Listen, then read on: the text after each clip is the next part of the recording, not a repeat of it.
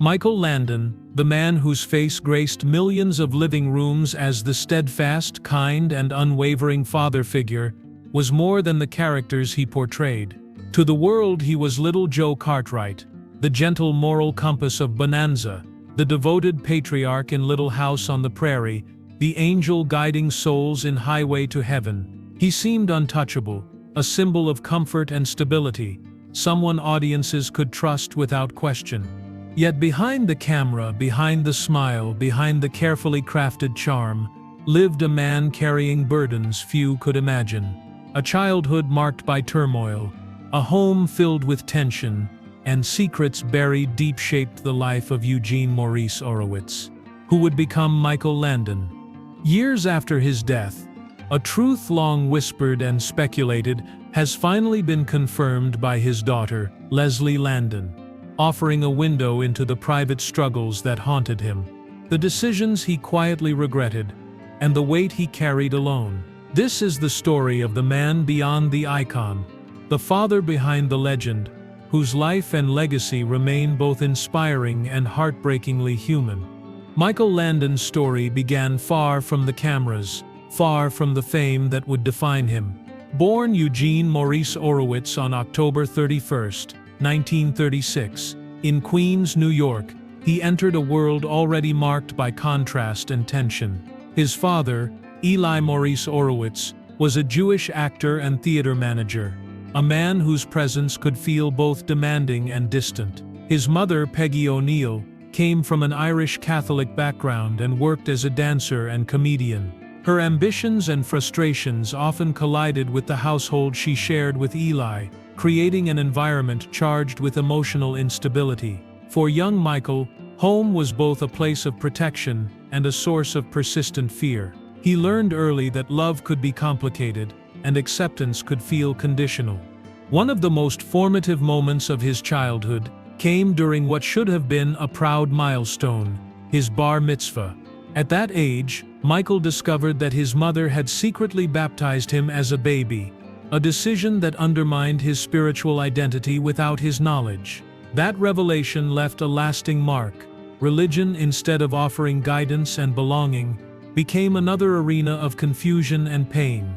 Beyond that, his mother's struggles with mental health created an unpredictable home.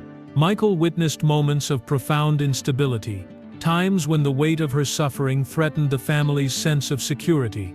As a child, he developed chronic bedwetting, a common response to stress, but instead of compassion, he met public humiliation. His mother would hang his soiled sheets outside the window, exposing his private shame to the neighborhood, leaving him with the sense that even home offered no safe refuge. Despite the turbulence at home, Michael found outlets that offered control and purpose. Athletics became a sanctuary, a domain where skill and effort could translate into achievement and recognition. He excelled at javelin throwing, impressing coaches and earning opportunities that promised escape. A scholarship to the University of Southern California seemed to offer stability, a path beyond the shadows of his early years. But fate intervened in the form of a shoulder injury, cutting short his athletic aspirations and forcing him to confront loss at a young age. The dreams he had invested in vanished, leaving him at a crossroads with only determination and resilience to guide him forward. During this period of uncertainty, Michael took odd jobs to survive, one of which placed him at a gas station near the Warner Brothers studio lot in Los Angeles. A chance encounter with a talent agent changed the trajectory of his life. Encouraged to explore acting, he adopted the name Michael Landon, chosen from a phone book, symbolic of a fresh start and the ability to define himself on his own terms. This step marked the beginning of a career that would become iconic, and it also created a space where he could manage the pain of his past and channel it into something meaningful.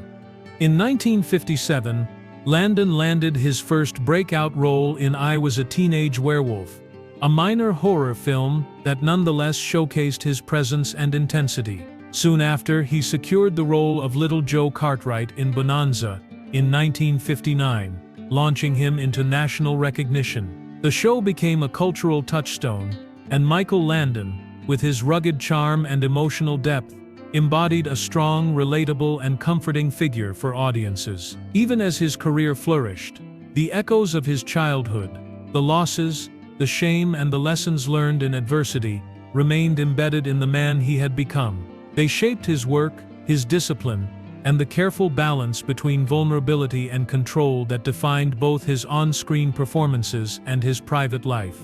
As Michael Landon grew older, he carried the weight of his early years quietly, transforming pain into purpose and drive. His home life had taught him lessons about control and resilience that would shape the man and actor he became. Beyond the discipline of athletics and the escape it provided, Michael began to discover the power of storytelling as a means to process the complexities of his own experience. Acting became not just a career, but a sanctuary, a way to channel emotions that had no other outlet and to create worlds where order and meaning could exist. In the late 1950s, after adopting the name Michael Landon, he began to build a career that would captivate millions. His early roles, including his first appearance in I Was a Teenage Werewolf in 1957, allowed him to explore intensity and vulnerability on screen. The breakout role of Little Joe Cartwright in Bonanza in 1959 elevated him to national recognition. As the series gained momentum, Michael demonstrated a unique ability to embody both strength and sensitivity. Audiences across the country came to see him as more than an actor. He became a figure of stability, someone whose presence reassured viewers in ways that transcended television. Despite the rising fame, the shadows of his childhood remained. Michael struggled privately with stress and anxiety, turning at times to cigarettes and alcohol as temporary relief. These habits, though hidden from the public, were part of a coping mechanism, a way to quiet a mind that never stopped racing. He also relied on humor, charm, and relentless work to mask inner turmoil. Colleagues often noted his intensity and perfectionism, a drive that ensured every detail of his work was carefully crafted. His commitment to his craft and to his audience became a method of managing the chaos he had known as a child, and it reflected a deeper need to exert control where he could. As Bonanza continued through the 1960s and early 1970s, Michael's personal life was quietly complex. The sudden death of his father in 1959 left a void that could not be replaced, intensifying the awareness of loss that had already shaped his early years. Through marriages, adoption, and the challenges of parenthood, Michael worked to create stability and love in his own household, sometimes succeeding and sometimes struggling under the weight of expectation. His relationship with his children was deeply significant, and the lessons of compassion, discipline, and perseverance became central to his role as a father. By the early 1970s, Michael Landon was transitioning from Bonanza to a new chapter with Little House on the Prairie. The series reflected not only his growing skill as a storyteller, but also a vision of the world he wished to share, a place of values, resilience, and heartfelt connection. Each episode carried the weight of his understanding of human fragility, shaped by personal experience. In balancing his on-screen persona with his private life, Michael demonstrated a rare combination of vulnerability and steadfastness, traits that made him both relatable and inspiring. The lessons of his youth, the scars and triumphs alike, continued to inform every choice he made, from the roles he pursued to the way he nurtured those around him, leaving a mark that would echo long after the cameras stopped rolling. As Michael Landon moved into the later stages of his career, the weight of both fame and private struggle shaped his days in ways few ever saw. Behind the comforting presence of Bonanza and the heartfelt stories of Little House on the Prairie, he navigated a life filled with personal challenges, some inherited from childhood, and others born from the pressures of public life. His relentless work ethic was a coping mechanism, a way to channel energy and maintain control in a world that often felt unpredictable. He wrote, directed, and produced with exacting standards, pouring every ounce of himself into each project. His colleagues admired his dedication, but they also witnessed the intensity it brought, the perfectionism that could quickly shift from inspiring to exhausting. Even as his professional success flourished, Michael faced private heartbreaks that reminded him of life's fragility.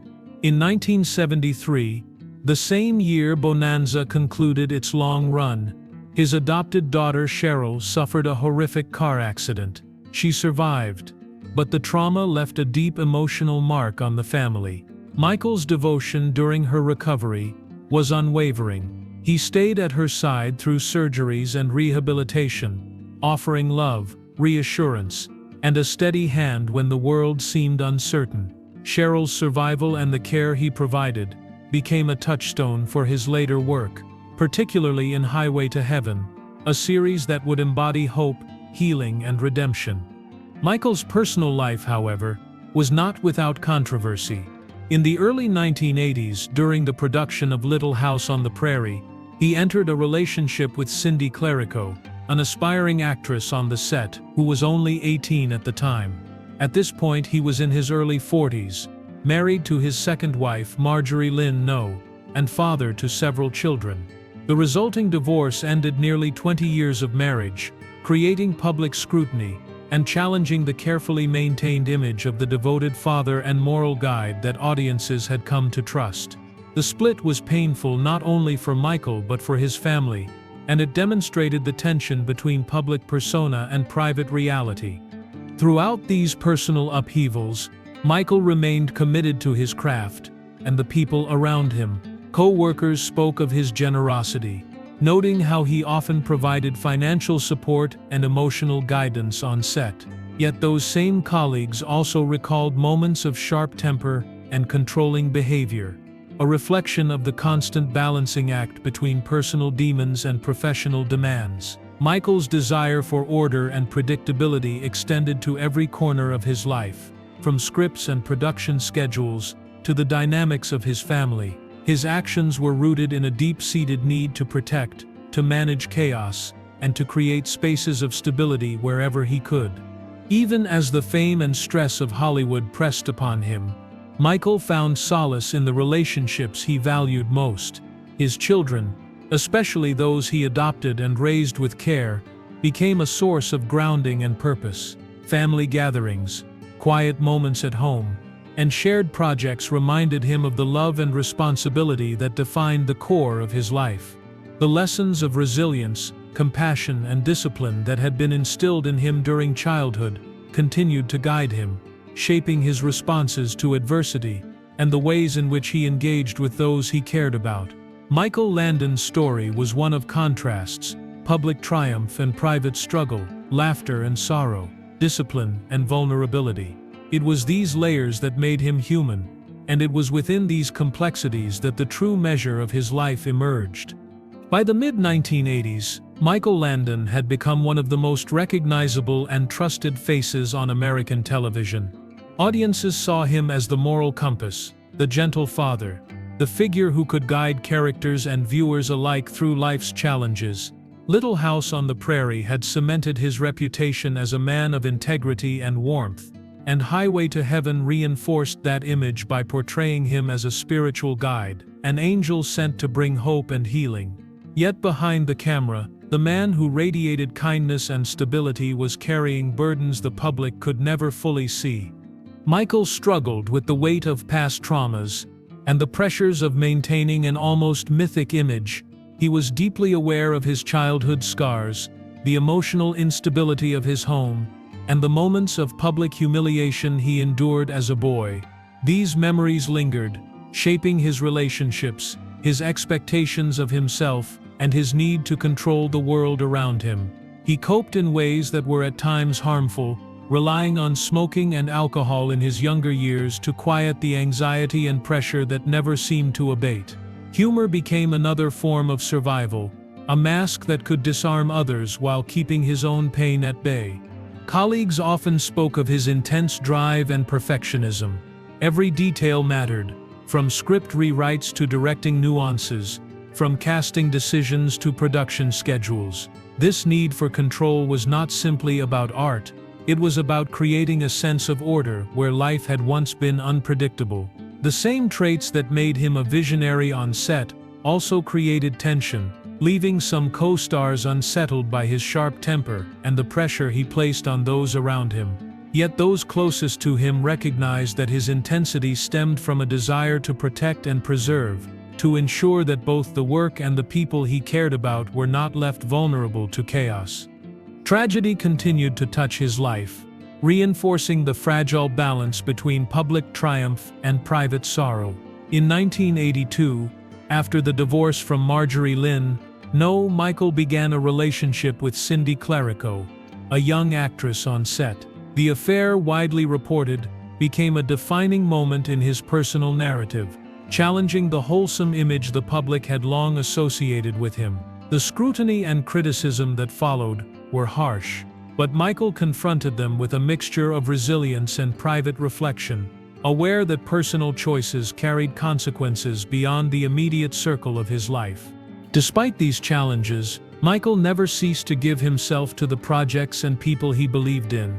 His work ethic remained unparalleled, his commitment to his children unwavering, and his capacity for generosity persistent. He continued to mentor cast members, support crew financially, and maintain a household where love and guidance were central. Yet the contrast between public perception and private reality was becoming increasingly apparent. Michael Landon was not merely a television icon. He was a human being navigating complex emotions, enduring past scars, and striving to reconcile the life he had with the one he wanted to create for himself and those he loved. Even as controversy swirled, Michael's dedication to storytelling and his family anchored him. Each choice, each risk, and each late night on set reflected both his passion and his vulnerabilities. The man who had once endured public humiliation as a child now carried the weight of public scrutiny in adulthood, yet he remained committed to bringing hope and connection to others. Michael Landon's life in the 1980s was a delicate interplay of light and shadow, public adoration and private struggle, a testament to the complexity of a man whose legacy would endure far beyond the screen. In the spring of 1991, Michael Landon's life took a turn that no amount of fame, discipline, or resilience could fully prepare him for. He began experiencing severe, persistent stomach pain, a discomfort he initially dismissed, believing it might be something minor or manageable. Like many men of his generation, he was accustomed to pushing through discomfort, focusing on work, family, and appearances, rather than pausing to tend to his own health. Yet the pain persisted, relentless and unyielding, until he sought medical attention and received news that would forever alter the course of his life. Doctors informed him that he had pancreatic cancer, an aggressive form of the disease that had already spread to his liver and lymph nodes. The diagnosis was devastating, a sudden and uncompromising challenge that no amount of preparation could soften. For a man who had faced public scrutiny, childhood trauma, personal loss, and professional pressure, this diagnosis represented a different kind of battle. Michael approached it with the same determination he had brought to every role, every directorial decision, every late night of writing and production. He explored every possible treatment, from chemotherapy to holistic therapies, from alternative medicine to rigorous adjustments to diet and lifestyle. Yet despite his relentless efforts, the interventions offered only temporary relief. The progression of the disease was merciless, a reminder that even the strongest among us are ultimately human. Michael retreated from the public eye, choosing to spend his remaining time in the sanctuary of his Malibu ranch. It was there, away from the cameras and the bright lights, that he focused on what mattered most: his wife Cindy, their children, and a small circle of close friends. These months were marked by quiet intimacy, the kind that the public rarely saw, where stories were shared, hands were held, and moments of connection were treasured more deeply than ever before. Despite the weight of his illness, Michael remained mentally sharp, emotionally present, and committed to providing love and guidance to those around him. In May of 1991, he made one final public appearance on The Tonight Show starring Johnny Carson. By then he had lost a significant amount of weight, yet his humor remained intact. The sight of him, candid and vulnerable, conveyed the full scope of his struggle to audiences who had long seen him as invincible. Michael spoke openly about his illness, expressing gratitude for the support he had received and reminding viewers of the importance of staying strong, positive, and attentive to life's fragility. The appearance was poignant, raw, and deeply human, a reflection of the man who had spent decades portraying hope and resilience while carrying his own private battles. On July 1, 1991, Michael Landon passed away at the age of 54. His death sent a wave of grief across the country. Fans, co-stars, and casual viewers alike mourned the loss of the man whose presence had been a constant in living rooms for decades through Bonanza, Little House on the Prairie, and Highway to Heaven. His funeral was private, held at Hillside Memorial Park Cemetery in Culver City, California, allowing family and close friends a space to grieve away from the public eye. Even in death, Michael's legacy endured. His work continued to inspire new generations, and his children carried forward his passion for storytelling. Through them, the warmth, the intensity, and the emotional depth that defined Michael Landon's life on and off screen continue to resonate. Michael Landon's life was a mosaic of triumph, struggle, love, and resilience. To the public, he was the comforting presence of Bonanza, the steadfast moral compass of Little House on the Prairie, and the gentle guide of Highway to Heaven.